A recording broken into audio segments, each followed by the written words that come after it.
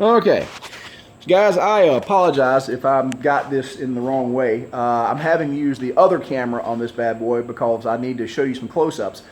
After the fire starting video the other day, there was a ton of you that were wanting to know where in the heck I got that great air blast. So, and you weren't talking about how much I talk either. So I thought I'd give you guys a quick little tour of how this particular forge is set up. This forge is one of these beginner forges that we build. It's made out of 14 gauge on 2-inch angle iron legs, nothing extravagant. It does have a brake rotor fire pot in it, and it's just some square tubing welded up, but of course the blower is what you want to see. So what I'm going to do is flip this guy around, and we're going to need a little bit of light down here, so I'm going to give us a light source. And there's a dog that copper, that's a little R-rated. So here we go on the copper. Would you get out of the way, man? All right, you can see the brake rotor here on the bottom. This guy right here is the clinker breaker. That is the clearing valve at the bottom of it. Great thing to have. And there is your counterweighted ash dump with the railroad spike counterweight. Now, of course, the big thing you guys want to see. Check these out. Isn't that awesome? Love this stuff. Get this out of the way. Try not to kill myself in the process. Okay. Here is the blower itself, and I'll have the model number of this blower actually in the comments or the description of the YouTube video. This blower you can get from Grainger, and you can see how the piping system here is set up. This is a little haphazard. Again, this was a test piece, and it worked so well I left it in place. This was the prototype model. But the blower here is a centrifugal blower, and we've added a switch to it. So the other thing that you need to be aware of, you can see where that plug is right there. Well, that plug actually runs into a foot pedal.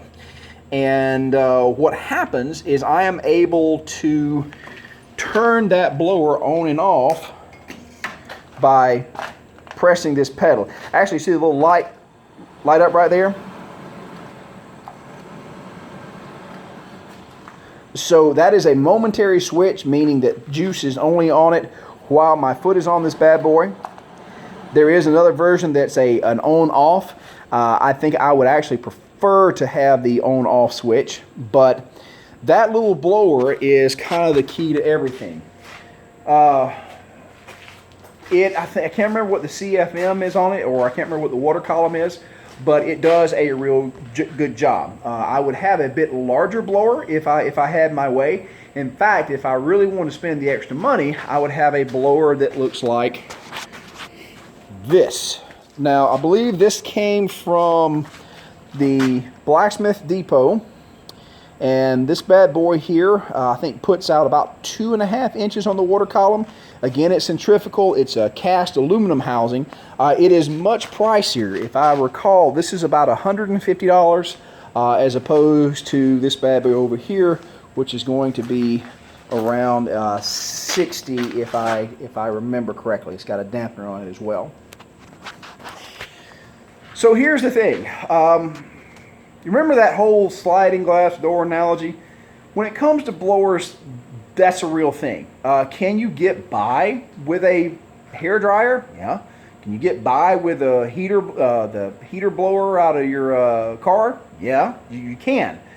But if you want to get good airflow, you're going to need the right equipment. There comes a point where you just can't get around it.